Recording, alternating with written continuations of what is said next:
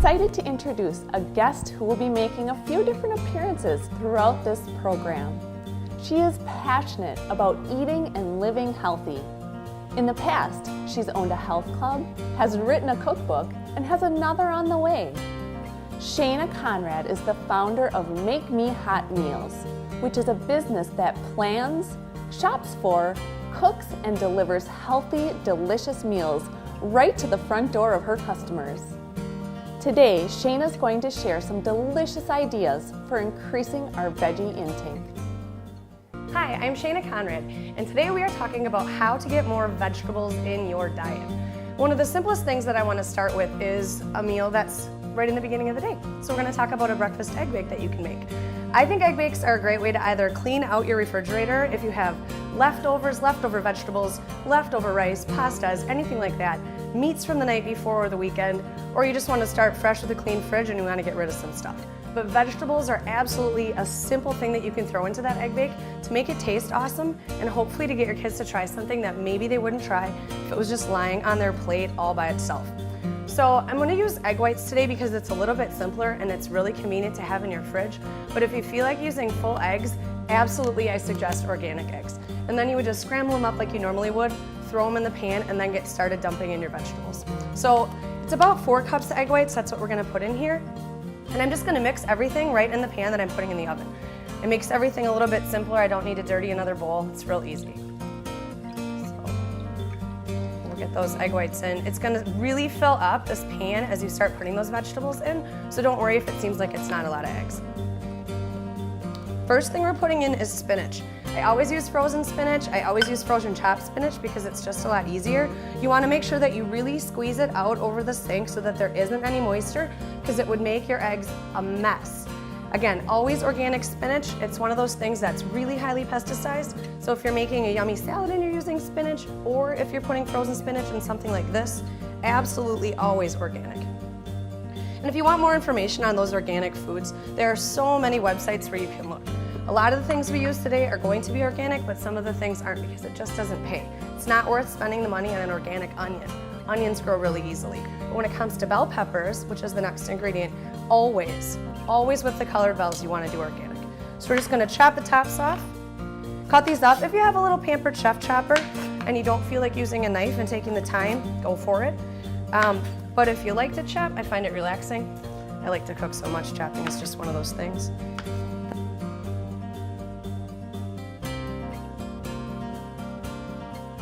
They're nice and sweet, they're not spicy, and that helps a lot too with children because sometimes they think that peppers are hot, but these sweet colored peppers are really nice. Asparagus, they will either love it or hate it, but if they hate it, you just have to keep trying because it's never an always decision. You know, if you keep putting it in front of them, maybe eventually they'll eat it, and then pretty soon they'll like it. Tomatoes, we're just gonna quarter them.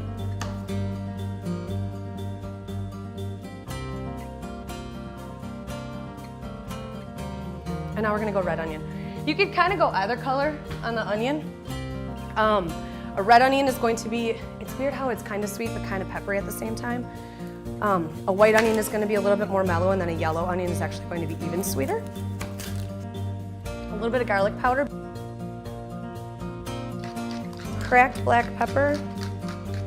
So we're gonna throw this in the oven, 35, 45 minutes. When you touch the pan and it doesn't jiggle, it's done. And then you can just leave it sit for a while. Cut it up, individually package it in your fridge for quick breakfasts. Sit down and enjoy it for dinner. It doesn't make any difference. You can eat eggs any time of day. And you can hide a ton of vegetables in there. So go nuts. Okay, it's been 45 minutes. Ready to take the egg bake out of the oven? Are you excited? It is absolutely gorgeous. Now, like I said, you want to tap the pan, and if the center of the egg bake doesn't wiggle at all, then you know it is ready for you to take it out. So like I was saying, the eggs kind of grow around the vegetables, so there's absolutely no need to stir it up. It looks beautiful and wonderful, and it happens all on its own. So you can serve this with salsa on the side. You could obviously like toast some bread and make some toast and serve that on the side. You can even eat it for dinner, like I said. Make some rice and have that on the side and go nuts. There you go. All right, another really fun way that you can add vegetables to your foods kind of in a sneaky way, or maybe put in some things that you have sitting in the fridge that you don't know what to do with, is by making your own version of hummus. Now, I have really strong feelings on hummus. First of all, I kind of think that people eat it because they think it's a health food without really understanding where the calories are coming from and how many calories are in it and what a serving size actually is. Because that little container that it comes in, if you eat that all in one serving, the amount of calories that you're getting and the amount of fat you're getting might really surprise you. 2 tablespoons of that hummus is a serving, but a half a cup of what we're making today is going to be a serving. So not only will you have more room to dip with those vegetables, but you'll also have a little bit more good protein and a little bit fewer calories coming from that same serving amount, which is way bigger. The first difference is that we're using a Great Northern bean. A Great Northern bean is a white bean rather than a chickpea, and so it's going to have a little bit more of a clean flavor, and that's one of the big things I absolutely love about it. So we're gonna dump those right in the blender. So the second thing we're putting in there is a roasted red pepper. Now you can absolutely roast your own peppers. You can roast any colored pepper. You turn on your oven, turn it on roast, stick that in, roll it around a little bit so you see some black on the outsides, run it under really cold water, the skin will come right off. It's awesome and really easy. But you can buy roasted red peppers in water, not oil, and they're just as easy. So it's funny. Wait till you see this. It's like a slimy little, but it's not slimy, it's just water and vinegar. That looks kind of fun. And I think we'll put 2 in.